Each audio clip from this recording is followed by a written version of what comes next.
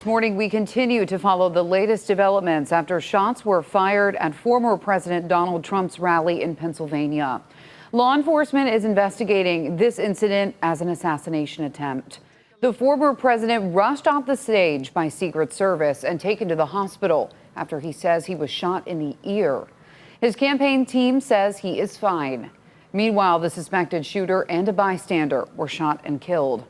Our air tracker was over the scene late last night in Pennsylvania. We do have blurred image for you as it shows the body of the suspected shooter with the gun right next to him. Early this morning, the FBI identified that shooter as 20-year-old Thomas Matthew Crooks.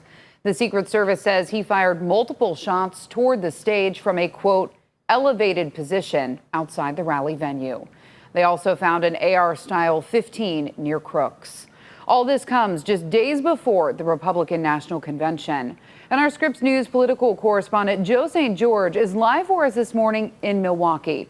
Joe, good morning. First and foremost, how does this attempted assassination of the former president affect what will happen in Milwaukee and hopefully be a clarion call for everyone to come together?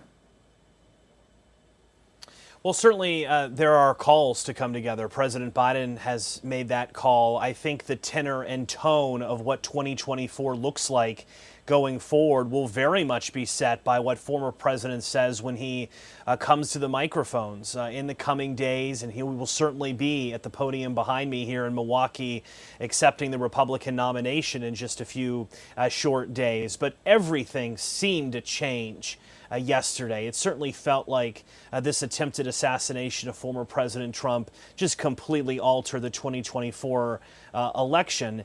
Suddenly, who is he going to pick for VP, or a debate performance doesn't seem as impactful. Where this shooting took place, it tests about 2 hours from our studios. For our viewers watching us right now in eastern Ohio, closer to the PA line, Butler is even closer to you. So many of our viewers know Butler County, Pennsylvania quite well. I grew up in Youngstown. I'm familiar with the area. But from a security standpoint, what will greet former President Trump here in Milwaukee couldn't be more different than what he experienced in Butler County. That was an open air venue. Many of his rallies are open air venues, but that had one level of security from the Secret Service. This is an entirely different level at the Republican National Convention. This is inside an arena. This is where the Milwaukee Bucks play. To get anywhere close to where I'm broadcasting from, you need varying degrees of credentials and Secret Service approval. So all of this will be a very different security. Does the tone shift? Let's wait and see here. Democrats, though, they're cognizant of this moment. They have temporarily pulled down all of their ads. Obviously, the Biden campaign doesn't want to be attacking someone who nearly lost their life just a few short hours ago in Butler County, PA, Tessa. Certainly, Joe. And one follow-up for you. You mentioned security there at the RNC. Do you suspect that everything will move forward, though, as planned?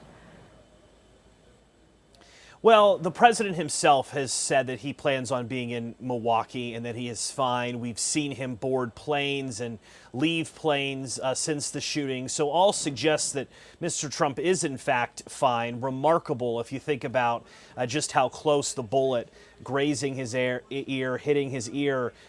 We're talking inches at this point in time. With all of that, though, again, what needs to be rewritten as a direct result of this attempted assassination, I think we're going to wait and see from RNC officials. There may be more prayer elements added to this. Certainly, if you're going to deliver a speech, you need to mention this. So there'll be rewritings of the programs to varying degrees. But for all intents and purposes, it's full systems go, green light. The Republican National Convention will still take place, and we will still await who the former president picks as his running mate. As we all know, it could be Ohio Senator J.D. Vance. He's certainly considered one of the finalists. Our Joe St. George live in Milwaukee for us this morning. Thank you for your insight from the ground. We appreciate it. And Scripps News will keep you updated on this developing story surrounding the incident at former President Trump's rally. You can find Scripps News on your favorite streaming device 24/7.